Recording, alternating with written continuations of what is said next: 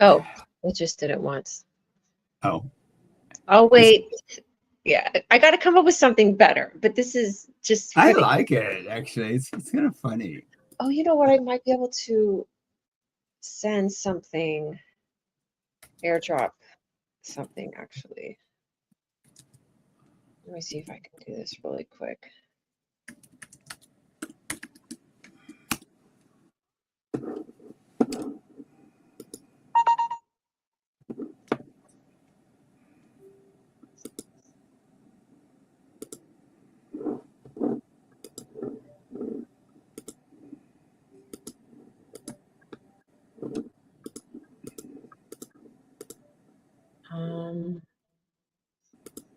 How do I?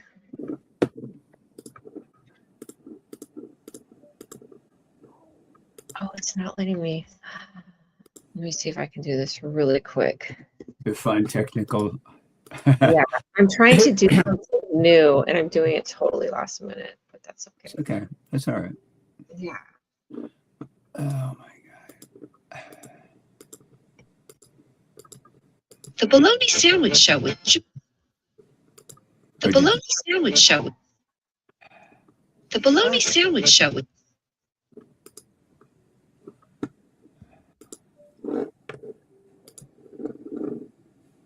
Okay.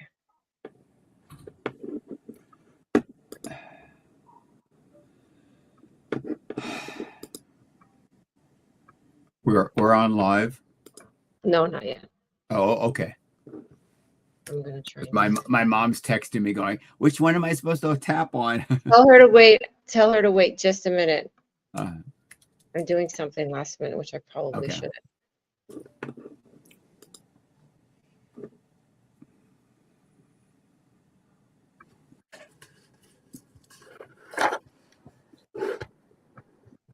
Okay.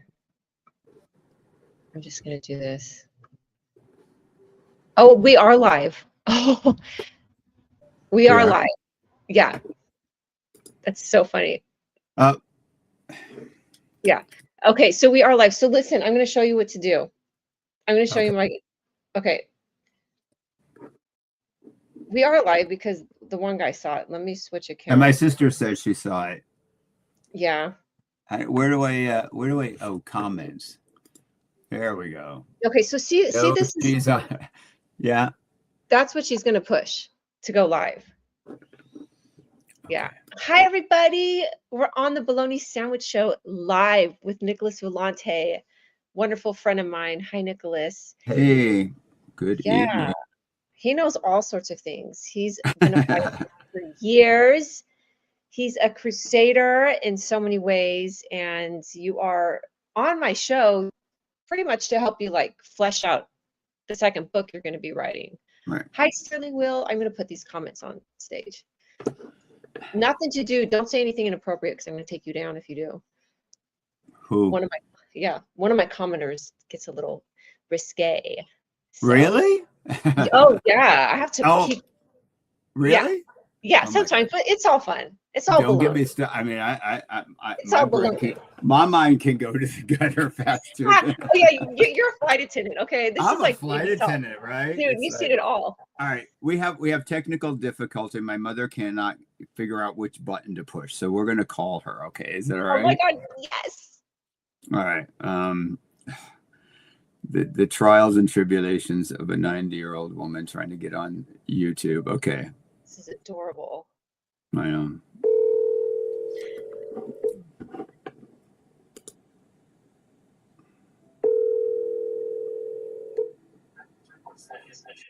Hello? Hi. Okay. Are you on yet? No. Okay. So, I mean, I see all the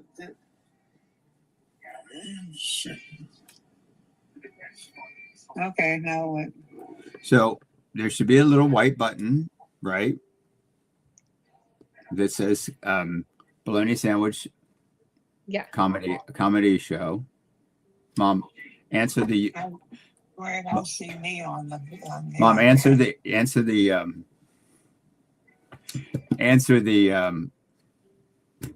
FaceTime. Okay, so I can see what you're looking at. Tell her she's not going to see herself. She's only going to see us. Right. Yeah. Okay. Flip around. Yeah, this is Say hi. super fun. Say hi, Mom. Oh my God. Okay. All right. So, all right. Did you? Okay. So go to the bologna. Go to the bologna sandwich. That tap on that link. Okay. Okay. And then that's what she's seeing right now. So I've got all these shows that go back anywhere from 2 hours to 3 weeks. Where does she want to hit? Oh wait, hold on. Show me again. What? Let me see. That's what she's looking at. Yeah.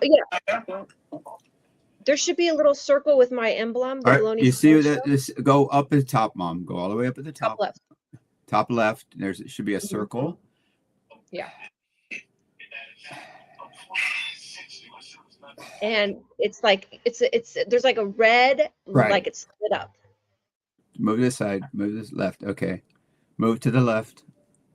No. Yeah. Okay. You see that? Well. No. See that? So that's top. The top where it says bologna sandwich. In your writing. Over to the left. There's a right. Hit on any. Is any of that lighting up? No. Yeah, it's a bologna sandwich. So that's what she's seeing. Yeah. I don't know. I don't either. I don't know why you're not. I think she's got a video playing. To be honest, I think she has a video playing. Yeah. Yeah. I don't know how else to tell her. I don't either. Call Christine and ask her to help you. Hey, yeah. Christine, call Mom and I'm gonna get off. Have Christine. Yeah, we're gonna. Yeah. I'm so happy that your family's a part of the show. It's amazing. Yeah. God, I can't. How do I turn this off? Ugh. She'll figure it out, and then she'll be a pro, and then your mom's going to be going live all the time because she's going to fall in love with it. Mom, kill the call. Turn it off. Can I do it or? Nope. All right, there we go. All right. Cool. Yay. So, back to the show. Back to the show. Oh back to the cool show, dude. I have a video next time that something like that happens. I'll play in case we have technical difficulties. But anyways, I think it's kind of fun to just be there trying to get her online. I don't know. I think it's hilarious. Right. So, how are you? I'm doing really good. Thank you. I'm super excited that we're talking and that you're back in my life because I've known you for so long. Weren't we talking about you started at Virgin America like right before me, I think? Right. We're just a few months apart in terms of class. I was the last class of 08. Okay. You were, I think, first class of 09, right? I was. Because our numbers are very close. Our seniority numbers, our employee numbers are very close. I know. Yeah. I've this year marks 45 years in the industry, and of all the airlines and places and companies and things I've done, I have to say, I think for Virgin America still holds this place of like super special. Like, yeah. Is it because it was a startup and it was like a family? I think so. I mean, it was crazy. I mean, it was flying by the seat of your pants, literally. I mean, we were making it up as we were going along, and it was not the first startup. I was at Virgin Atlantic in 1989. And I was a sales manager in New York City and Long Island, and we had 2 planes, and it was every we were starting new service like 2 or 3 times a year, and big parties and celebrations. And Branson was always coming over. Oh, I like this.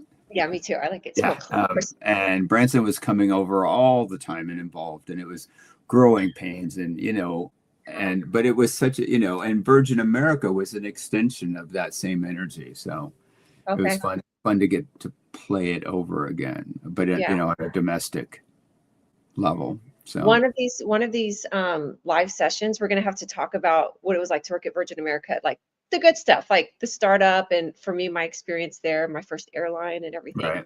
I think that would be fun. People, I think, want to know about that. Oh, I think so too. I mean, it was fun. I think the energy of all the new cities. I mean, when we first started, we were San Francisco, JFK, LA, San Francisco. I mean, we were just kind of doing these triangles, and it was like, Within you know, California too, right? You weren't flying out of I was San California, Francisco right? based. Yeah, when we just had to, um, Or we we had were this. when Virgin first started flying. It was just on the West Coast, so it wasn't just California. You were probably going to Seattle too, right? And Yeah, like, but those came much later.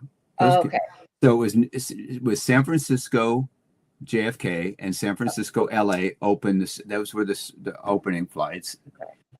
Damn. Don't ask me to remember these in sequence, but and then we added. I think Boston was maybe maybe it wasn't. I don't know. Okay. We did. Then we started adding like Seattle and Portland and Vegas, and I don't Those, remember exactly San Diego. Then we went. We started going Washington Dulles, and then Boston, and then we started going to Florida. okay. We thought, and it was Tampa. No, I'm sorry. It was Fort Lauderdale was the first. Yeah. So, Pseudo liberal. He says, "Why do you look so familiar?" Maybe he was your flight attendant at one time. why do I Somebody look said he was familiar? familiar. So, Did you fly on Virgin America? he's a cat. How do I? He has a cat. Yeah. He's a cat. I don't know what. Hey, technical thing. Do you hear the background noise on my end, like when cars go by? No. Okay, good, because that means my microphone's working. All right. So How often does an airplane make a weird noise that alarms you? Well, on the Airbus, you remember the barking dog? isn't that when somebody passes gas? No, he has. How often does an Yeah, airplane but I make a thought weird? barking dog is when somebody passes gas. No, barking dog was the hydraulic system. Oh. In the middle of the plane, it would like, it'd be Oh, like, it would be, but it was the hydraulic system, and people like look around like it was like we would just say it's just a dog, it's just a barking dog, but that was what we called it. It was a hydraulics, and it was like make it sound like a barking dog. you know what's crazy? When I first started working there, I didn't know that you could hear, because it was like 20 minutes to landing, and somebody was like, "Oh, we're about to land," one of the flight attendants. I'm like, "How did you know that?" And you could hear when you fly enough, even as a passenger, when the plane's getting ready to land, because you could feel it. Yeah, you could hear that. Yeah, I mean, I almost like I know when top of descent is. I mean, it's almost like ingrained, and I mean, I can look out the window and say they forgot to give us 10,000 chime. Oh, right. Right. So, yeah. This could totally go into a whole other conversation. So let me gear it back, because I definitely want to do a whole flight attendant talk. We can just there's so many stories and fun stories to talk about. Right. But today I wanted to get into what you went through in the AIDS crisis, because you were like boots on the ground in the early 80s, and you were still flying then, and you had a lot of friends that I wasn't flying then. I was working with the airlines. I was ground staff. Yeah. I was in the airline business, but I was ground staff at that point. Yeah. I guess walk us through when it first came to a head and how. So my first airline was Freddie Laker with Laker SkyTrain. It was the first low-cost transatlantic airline after deregulation, and we flew DC-10s between New York and Gatwick in London, Gatwick Airport. And the history of that is, I'll just do a brief little thing. They wouldn't even give us gate space in the beginning, so we had this big office building in Queens, in Rego Park, and people used to check up. They would queue up at this office, and we had these big banks, and people would check in with their luggage there, and we'd put them on buses and carry them. You could never do this now. Security would never let this happen now. But then they would be bussed out to JFK, where the bus was brought on the tarmac, and they got onto the plane there. And then eventually United gave us a gate space there so we could actually do the boarding at JFK. But it was crazy. Yeah, I mean, I'm old enough to remember teletype machines that that ran on ticker tape. What is that? It was a form of communication. We were on a reservation system in New York. We were on the Braniff Cowboy system, which Braniff Airlines is. I'm aging myself terribly. I remember Braniff. Yeah, so we were on their system, but in the UK they were on a different one. And so every night before the next day, because I worked 3:30 to 11, so every night before we would have to manually send the manifest for the next day's flight to London. What do you mean manually? We typed it in. We used this teletype machine that looked like a typewriter, and you put this in, then you ran these tapes through. You know, ticker tape parades that, when they have these big celebrations in New York, those were ticker tapes. I mean, that's what that shit was. It's like, and I feel like a relic that I know these things. But that's cool. Yeah. I shot too. Yeah. Anyway, so yeah, and then so that was my first airline, but specifically, I got bit by the California. I mean, I lived in New York for a couple of years by then, and I moved there from Indiana. And, it was like the big party. I was like so excited to be in New York, and it felt freeing and liberating, as a young gay kid and all that stuff. And I had a boyfriend, and we lived in Brooklyn, and he was in the news business, and he was a journalist, and he was in radio news. Anyway, the big sort of focal point that a lot of stories around this focus on is the New York Times article. Like, where were you? And and I was working the second shift, and I remember working with this woman who was about my age at the time. I was like 21, and I used to go to San Francisco a lot, and she'd be like, "You got to be careful." It's blah, blah, blah, blah. And I was like, and then she showed me this article, and it was about this gay cancer that was affecting so many people in San Francisco and New York, and they didn't know the origins. I'm sure, see, look, and I'm like, oh, here we go. And I remember having kind of this sinking feeling of like, it's like we just get to the party and now something's coming up. And it was probably, maybe we would compartmentalize things too. So, I would go to San Francisco, and I was believe it or not, I was a shy kid in those days. And because I had a boyfriend, I didn't fool around, even though we had an open relationship. I had a lot of body image stuff, being an overweight kid. And so I was just really shy. So thank God that probably saved me, because I didn't do anything when I went there.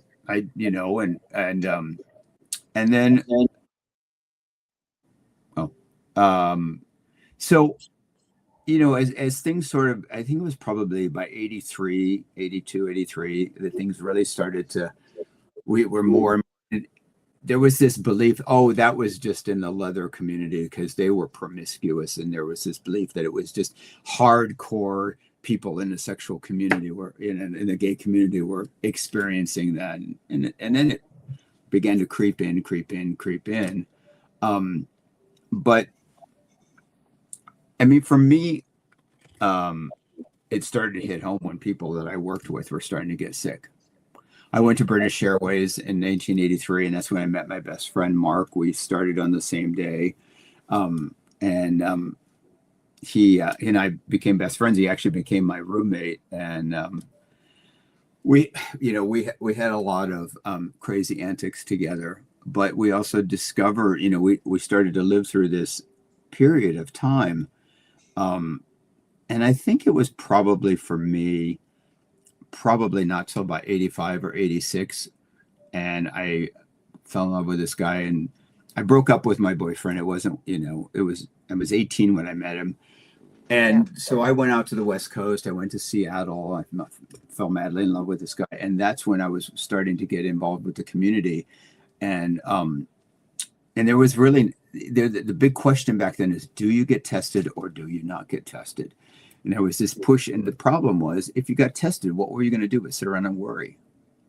I mean, maybe you would change your behavioral habits, but maybe you wouldn't. And that was a question. I remember a few years back in Vegas. Sorry. I was at a party, and I was telling them I was writing this book, and when they found out, they were young guys, they were in their 20s, and they wanted to know, what was it like, during the AIDS time, what was it like having sex and having in that period of time? And I was like, kind of Russian roulette. Yeah. I mean, there were people I know, and I don't want to go into it, but there was a famous celebrity that just made the news recently by proclaiming that they haven't had sex and they've been celibate for 45 years because of an event that happened to them. And I was like, okay, I know people that just withdrew from life and would not engage with anybody because they were terrified. Yeah. And I guess when you're 25, the perspective of life, and now I'm 66, it's a whole different thing. And considering what I've been through, but I got to be at ground zero in New York City when the proverbial shit hit the fan. Yeah. And you know, I was there when ACT UP started up, and when ACT UP was started by Vito Russo, and I encourage people to look him up.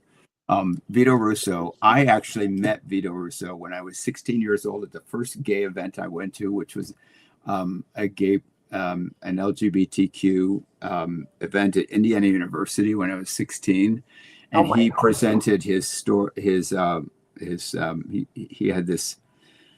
It became a documentary, and it was a book he wrote called The Celluloid Closet, and he was a big film buff, and it was how gay and lesbian people were depicted in movies, and how we were always tragic figures that either needed to be imprisoned or die or commit suicide. We were either killed or commit suicide. And he said we needed to change that narrative. I have a question before I forget. When you moved to New York and you were gay and you had this excitement of living that life, and then all of a sudden this gay cancer is coming up, did you guys all of a sudden get like a victim mentality? And I don't mean that in a bad way, but did you feel like, woe is us, like that it was against you? I remember being really angry at times. I mean, the feeling was, damn, I just got here, and all these people have had all this time to party and play, and I just get here, and now this shroud of fear and anxiety is over us. And I mean, nobody was coming to nobody's coming to save us. I mean, there were people that did, but what I want to focus on is the triumphant human spirit, because people did rise to the occasion. People in the gay community and people outside the gay community, lesbians and allies showed up because it was so horrific. And I think we can draw parallels to what might be going on right now, in that we had to grow up as a community. We had to find the resources because, nobody was. And so the Gay Men's Health Crisis Center was organized, and that was, Larry Kramer, who was a very outspoken. Anybody knows about Larry Kramer? He was a very, very. He wrote The Normal Heart. He was a playwright. He was a very scary figure. I met him once at an event, and he goes, "Do I scare you?" And I went, "Yes." And he says, "Good. Now get out there and do the work," And but I also worked for God's Love We Deliver, which was started by this woman named Ganga Stone. And one of our big benefactors for a long time was Joan Rivers. And and we started as she saw this need. She had been in an ashram in India. She came back and she saw this need. All her friends were sick, and so she would get on her bicycle and go buy groceries and bring it to them, and realize they're too sick to get up and eat and cook. Yeah. So then she said, "Well, we need to make food," and so we were worked out of a church on the Upper West Side, and every day we made these 5-course home cooked meals that were like, comfort food, and we deliver them. And it was one of the most inspiring things I'd ever done in my life. I think at the time, it was taking care of sick people, dying people does something. I mean, you can look at it, the tragic, sad, and there was lots of tears, but there were also moments of like, I am here, I am able, and I'm doing this. And it was really Joan Rivers. Yeah, she was. Yeah, I had her on a couple of flights, and she was amazing. Tell us, what was she like? I actually flew on a flight as a passenger with her and Melissa, and she was just but she had this costume jewelry line, and she's like, "Are you going to see your mother?" And it's like she would be constantly carrying this crap and giving it. Yeah, give this to your mother when you see her. It's like, I love it. yeah. Or she'd take an Ambien. I mean, she's dead. I can talk. But she'd take an Ambien and go like, go to sleep. I don't want anything to eat. And then when she wake up, I'm hungry. But she was lovely. Yeah, she was. Yeah. When somebody was sick and you guys knew that they had, I don't know at what point you stopped calling it the gay cancer. And it became then it became AIDS, and then HIV. I think when they finally isolated what it was, then how long when they got sick to be on the deathbed, or how soon was that? You'd hear about people getting sick and they'd be dead in weeks. Literally. I mean, it was they just get, and some people, but a lot of people, yeah.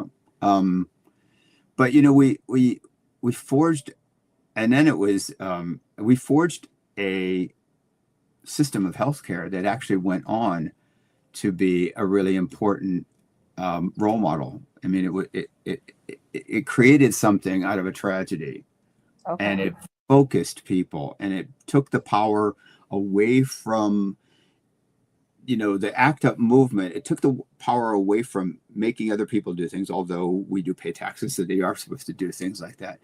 Yeah. But it empowered people and individuals, and there was a lot of social what's the word I'm looking for? That people were demonstrating. I didn't participate, but I did what I had done. People did die-ins. They literally laid on the middle of the streets in New York and Washington and stopped traffic to get people's attention.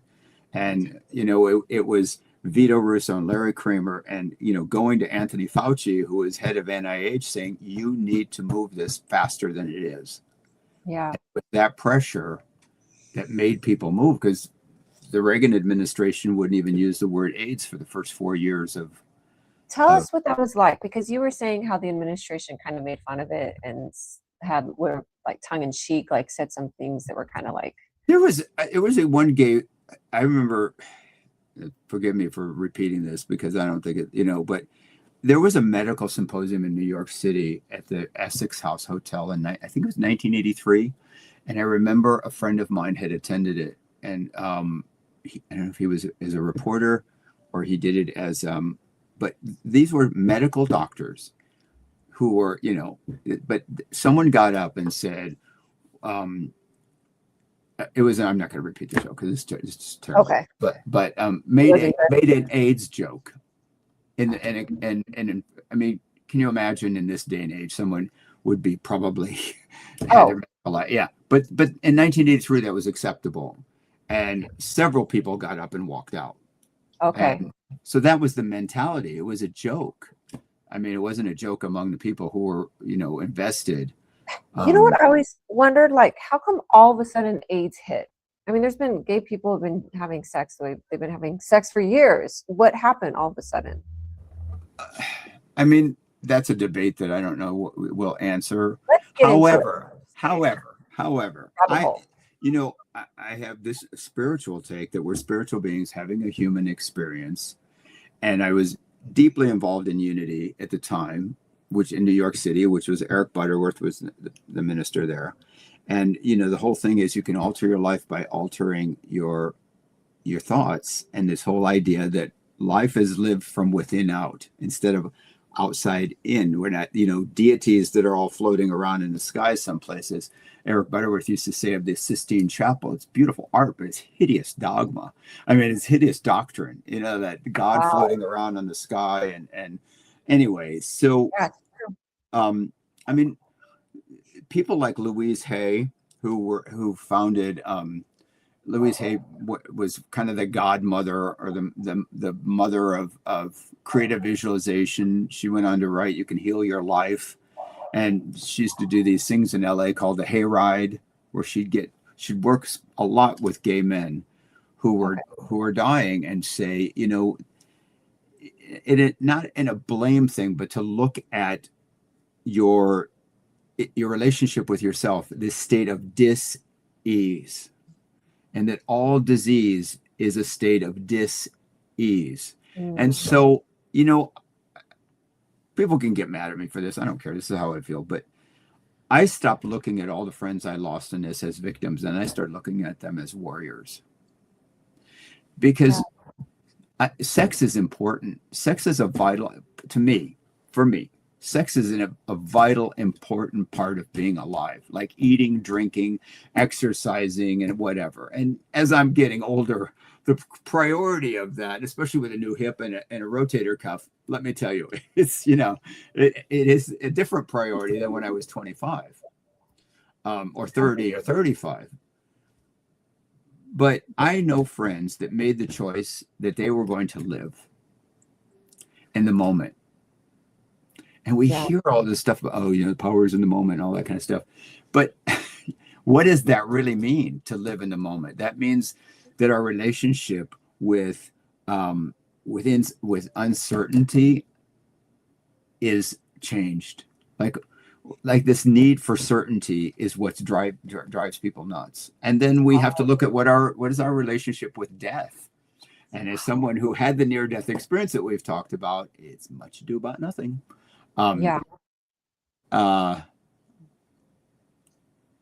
Somebody said something. Yes, I'm here. That's fine.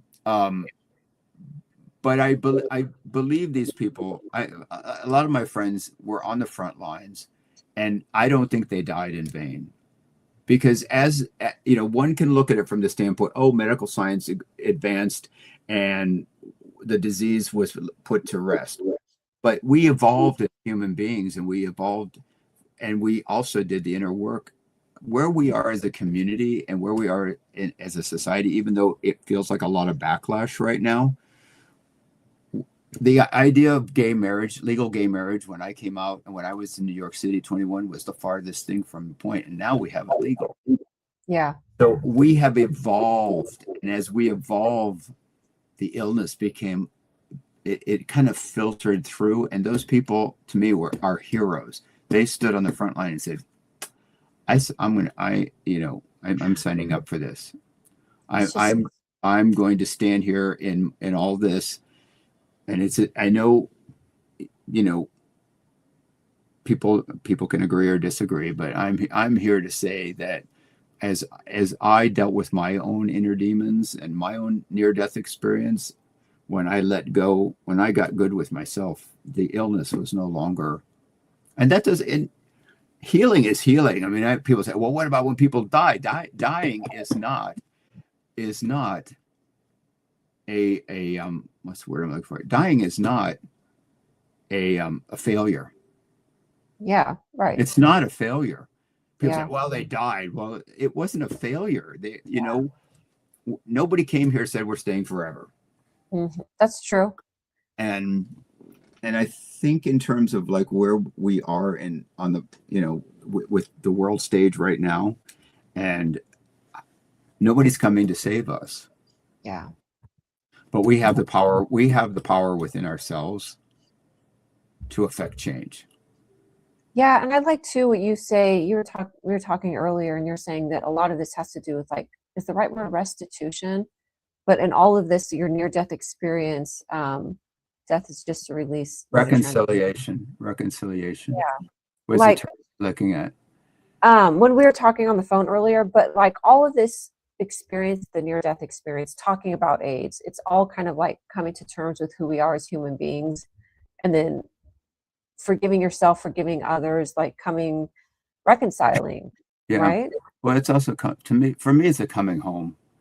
It's a remembrance. You know, I also followed Esther Hicks and Abraham Hicks, and some of the Abraham says, you know, we have the power that creates worlds running through us, and that, you know, and what I think is going on is we're seeing the death of the old guard. We're seeing the you know, I mean, we could go into a lot of, but you know, the power over people, the misogynistic, you know, authority is, who wants that? Does really anybody? I mean, there's a select few of people that really believe that, but people that want freedom and spontaneity, you know, and so Uh,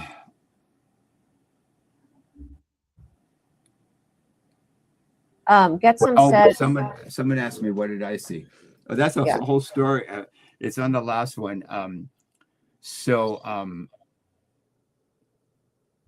I can just briefly say it. So I lifted out of my body and I had this conversation. It was the most pleasurable, amazing experience.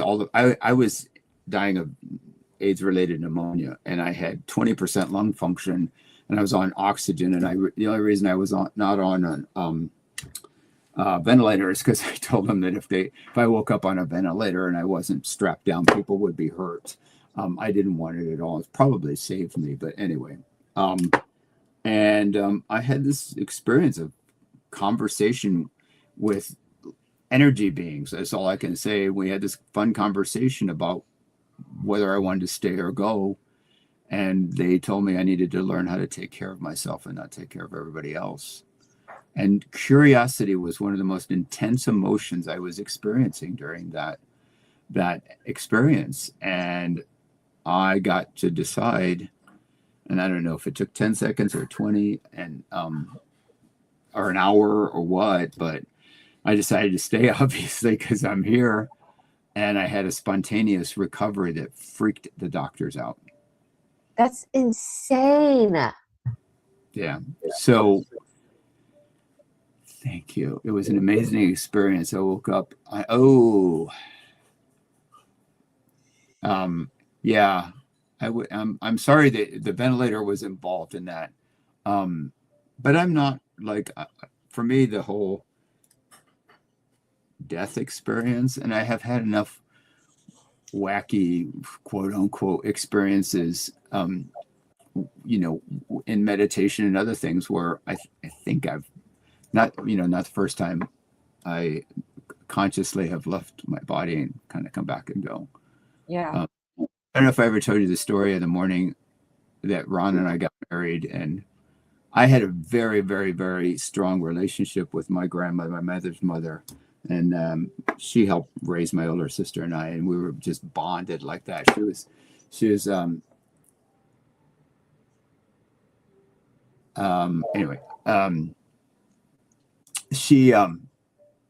morning that we got married, she came to me in a dream, and I dreamt we were Ron and I were in the upstairs of her house. Wait, hold on, pause, because I don't know if people realize Ron's mom has died.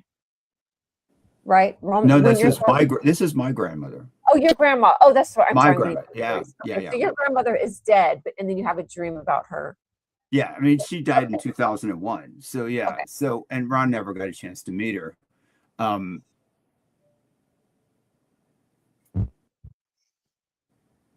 Yeah, that's right. Somebody just, yeah. Sorry, I'm dyslexic. So when I see the words over here, it's just someone yell squirrel, and I'll be back on track. Anyway, ADD. The moment that, so I mean, we're upstairs in her house in Fort Wayne, and she's got rollers in her hair and a dress, and we never hardly ever spoke English to each other. And she's like, "Andiamo, fate presto. Let's go. We have a wedding to go to." And I look around like, why are we in her bedroom? I'm like, what are you doing here? Why are we here? And she goes flying down the stairs, and I'm like, what? And the next thing I know, I'm up against this. I'm in this. It's bright white. It's just totally like the brightest white I've ever experienced.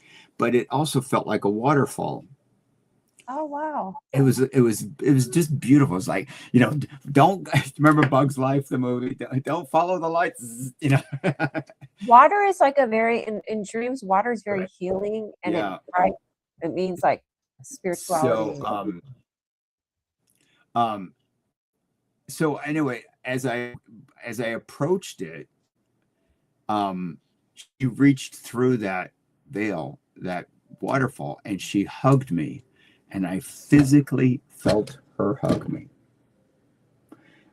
It was it shot me out of bed. I mean, I was asleep, and I remember just sitting up in bed going, holy, yeah. Like the warmth and the love. Physically felt her hug me. Dude, that's crazy. I believe it. Yeah. I believe it. I mean, it's what we, again, yeah. I am not a physicist, so don't quote me on this because I've been, but people that are into the quantum physics and stuff say that, particles and matter are neutral until they're observed. And once they're observed, they collapse and change. And so anybody who's a physicist can, I think it's so interesting. I love all that stuff.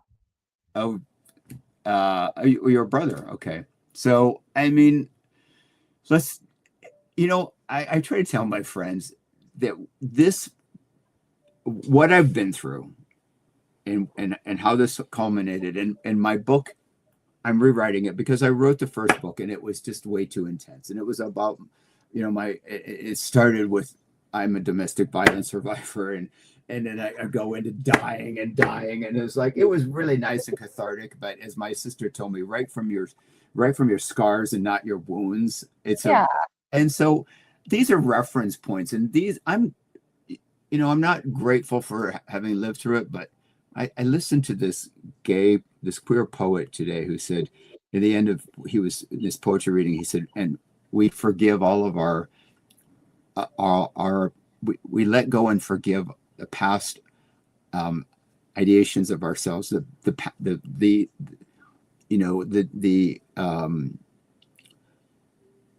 what's the word? I hate this when it happens. But we give our past selves how we were in the past. We let go of all that. The freedom too. You give your past self the freedom to. Right, and so you know what we were back then. But so because of all the things I went through, and then a couple of years after this near-death experience, I ended a 20-year relationship that was really, I went right after I got out of the hospital from that. My ex-husband had Lyme disease that went to his brain, and I was his caregiver for 10 years. And it was a no-win situation. And yet I was still there doing my duty, and it almost killed me. And he almost killed me. Wow. And it's like in a psychotic meltdown, he stabbed me with a knife, and had I not moved the right way, he would have killed me. I mean, but again, it was like the warning signs keep going on and on all the time. And if we just keep ignoring them, they get louder and louder and louder. And they're not retribution. They're not punishment. They're warning. Go this way, go this way, go this way. So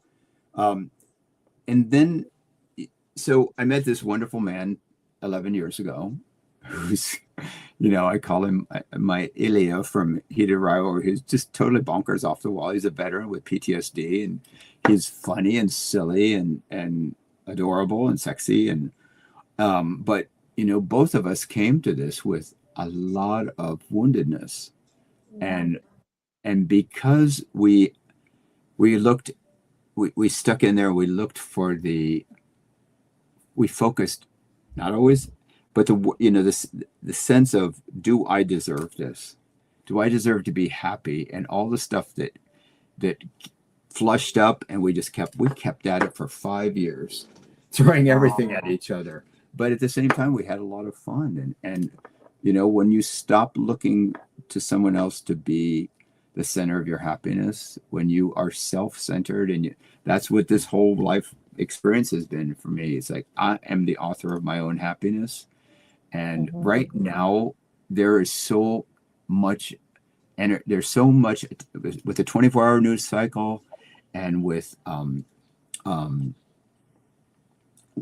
these, with all the information out there. There's this constant grab for our attention, make us afraid, make us hopeless, make us, all that, and that's a choice. We did, and it sounds, it's not harsh, but there's I think there's a sense for us.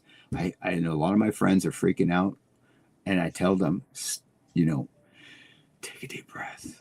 We're watching.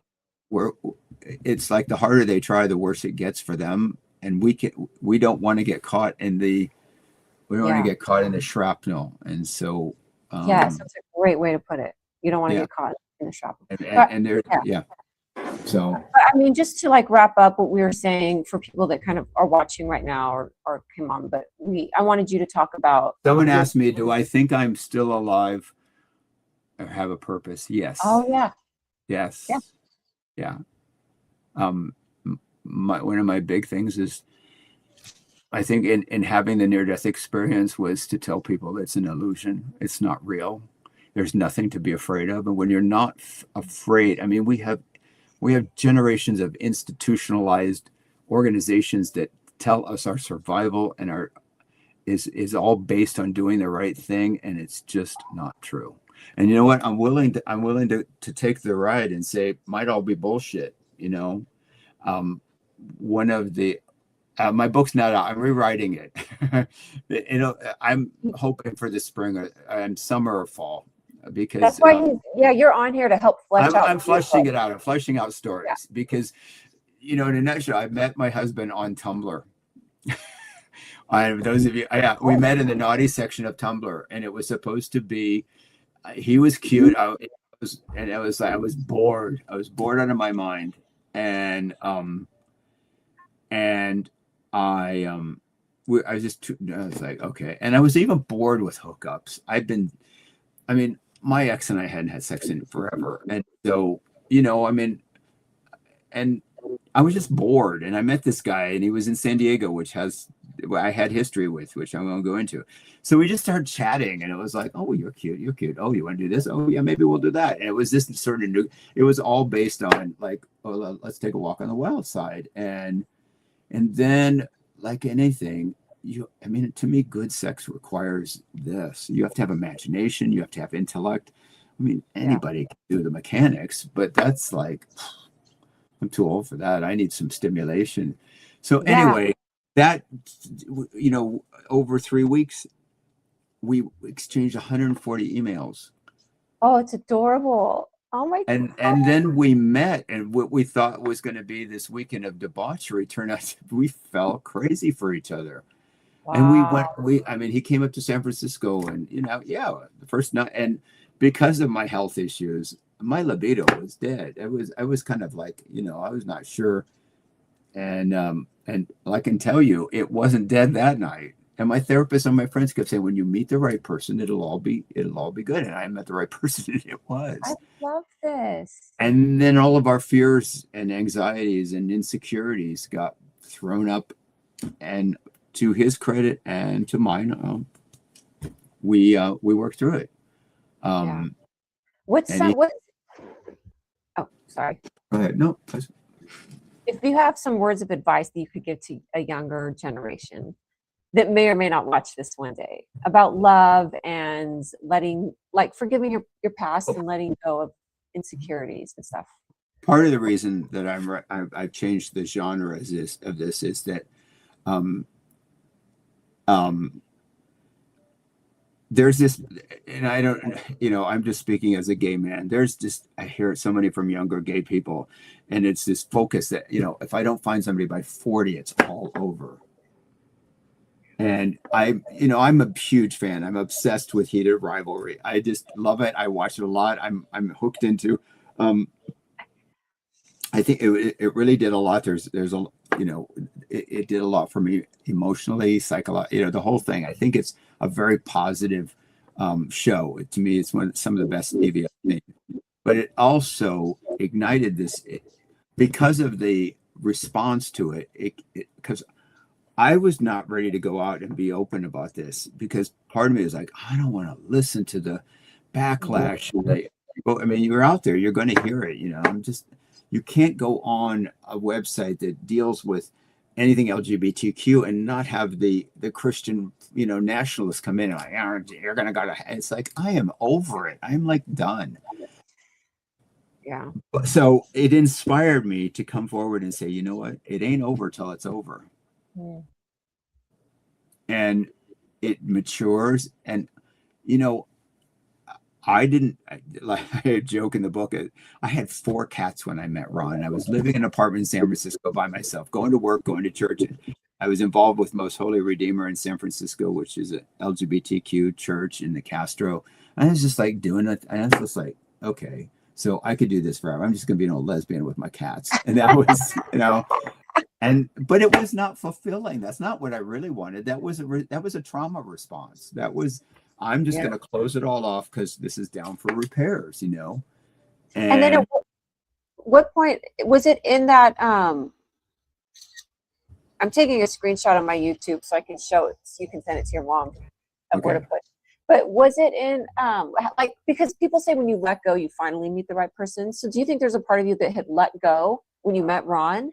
Were you in that moment and in that space where you were letting go? I also think that we had, I don't like to say that, soulmates, or because I don't think that you have just one person. I've had many people over the scope of my adult life, and each one of them played a part in bringing, some were good, some were bad, some were whatever. But he's very special. And out of this coupling, which forced us to grow up as mature men, and he tells me, oh, your woo-woo stuff. And I'm like, yeah, whatever. My woo-woo stuff pays the bills and stuff, What do you mean your woo-woo stuff? Oh, all my spiritual stuff. But I notice every now, because he thinks it's a little bit hocus pocus. But the two of us create something. My dear friend Mark, one of my friends, Mark, who was also, he and I did the interfaith seminary program together back in the 80s, and we were ordained interfaith ministers. And he used to do this marriage ceremony where he'd say, we don't we're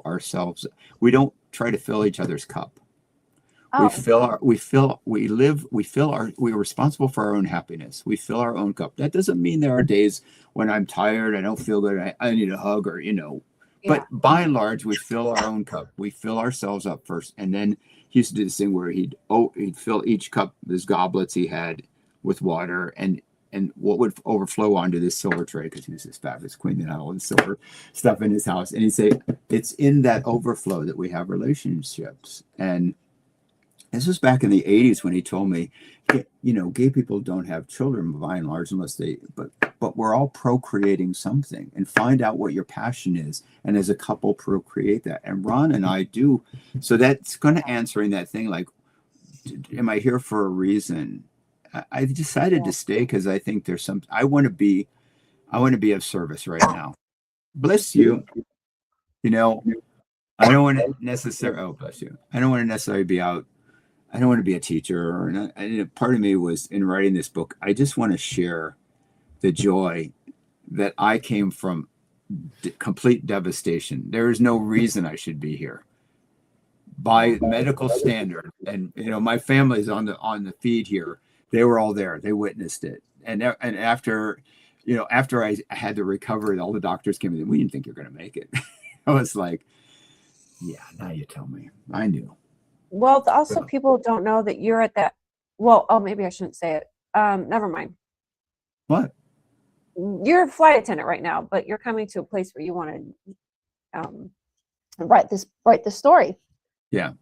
I also want to go to Italy and just make pasta and drink wine and on the beach and be with my family. Too.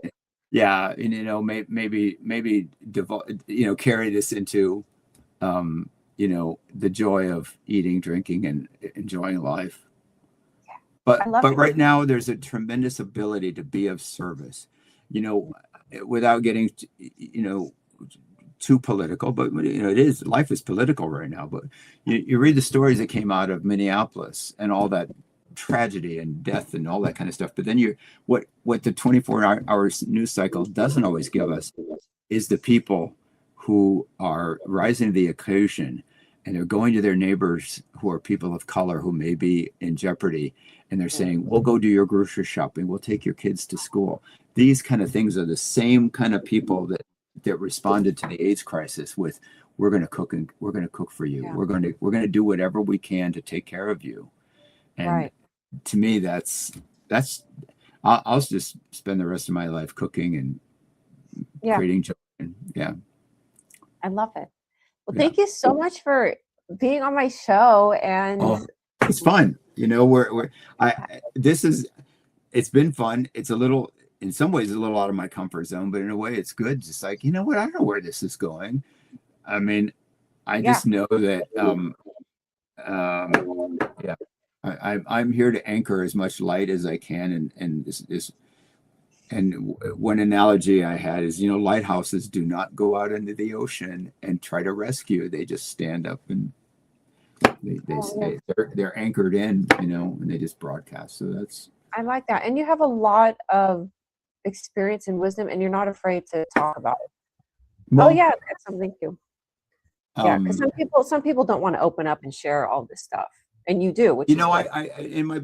in the old book, and I it's not for sale. But I did let I just want to close this. I let my therapist read it before Christmas because she was going to Hawaii, and she loved it. She's just, you know, and the problem is I ended the book in 2018, and it doesn't complete the love story with Ron and I, and that's an important component. To me, that love story is, you know, two people that came together that overcame a lot to be where we are. And that's the, you know, the celebration is, hey, he just turned 55 yesterday. I'm 66. And it's like, you know, I couldn't be happier, you know. And that's even with that age difference, which is age is neither here nor there. And you look great and you have a lot of youth to you, but it's just like, love is love. You could be a few years apart, or you could, right. Yeah. All right. So, anyways, yes. Yes. Do you have anything? Do you want to close on any crazy baloney story? I asked you to find something that was like, something. Yeah.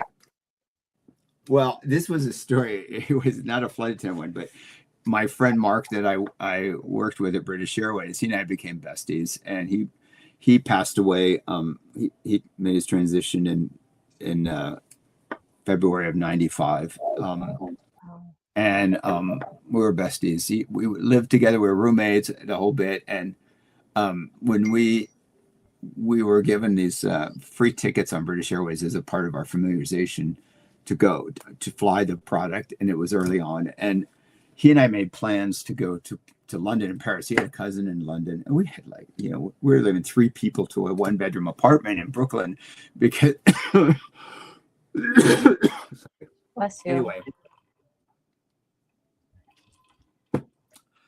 Mark was 100% Italian, and I'm half French Canadian, half Italian. He was a Francophile, and I am like everything Italian.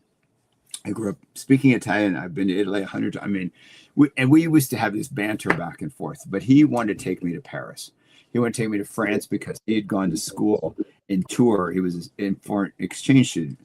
And I was just like, but so this was our battle. Anyway, we, the morning of the trip, I had woke up with pain in my face, and I, like a couple months before that, I had a wisdom tooth removed, and I woke up that morning. We were supposed to leave that night to go to London and Paris, and I woke up with this horrible pain in my face. I called my doctor, and my oral surgeon, and he goes, "Come and see me." And he goes, "Roll up your sleeve. I'm taking 2 of your wisdom teeth." I said, "I'm going to Paris tonight." And he goes, "Don't worry." He goes, "I took a guy's 4 wisdom teeth out and sent him to Greece." He goes, "I'll just make the sutures." I should have told him to give me antibiotics, but I didn't. Oh, so man. He took 2 wisdom teeth out, sent me home, and Mark comes home, and it's like 4 PM, and I called and said, "I don't know if I can go." And he looks at me and he goes, "So what did the doctor say?" He goes, "Go, I can go." And he pulls me out of bed and said, "You are not bailing on me on this. We are going." And we lived in Brooklyn, and it was called Borum Hill. And it was just couple stops past Brooklyn Heights. And he said, "Here, take another one of these." And it gives me a Percocet, right? Another pain pill. And we get down to the subway, and I can't stand up. I'm so friggin' high. And Dude. You know how, I don't know, those of you that have been to New York, you know, they have the pillars in the subway stops, right? And they kind of have those indentations. And he was pressing me in there and holding the suitcase so I wouldn't fall out, and trying to get our bags and get me on the train so I didn't fall through and get run over by a train. And he drags me out, I swear to God, and I'm still have gauze in my mouth. I mean, I'm still, impacted with gauze, and we get on a flight. Most miserable 6 hours of my life on a plane to Paris, and I remember like I'm hungry, and the flight attendant says, "I think I have some fish." So I was back there mashing up.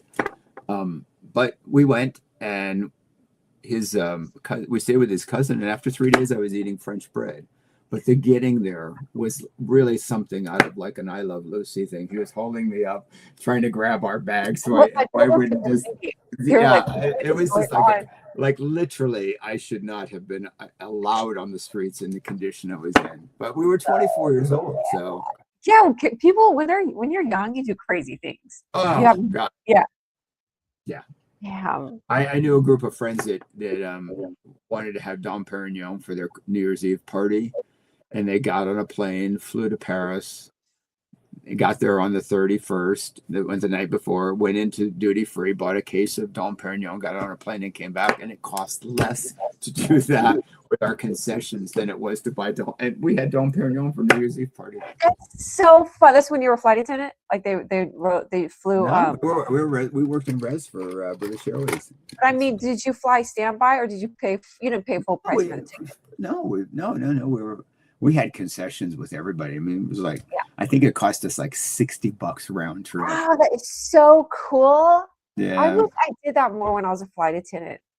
Yeah, it was. Yeah, no, I have lots of like going to Rome for the weekend. I had a boyfriend who was an Alitalia flight attendant. That was, that's so cool. I have lots. I had a boyfriend who had a Vespa, and he picked me up and you know we're riding up to Via Veneto. You know, I felt like, you know, it's That's so cool. Yeah. So. All right. Well, thank you so much again for being being on here, and we'll continue. Yeah, people really like what you're saying. I like it. Okay, I'll keep saying it then. Yeah, we'll come back for more. Obviously, we'll try and do this weekly. And I'm flushing out. I've done the outline of the book. I've written 3/4 of it because my original book had almost, has the story. I'm just rearranging it. And part of it is I want to lighten up. It's important for me that my years, getting AIDS, getting sick is a focal point. It's an important historic event, but I don't want it to be the focus.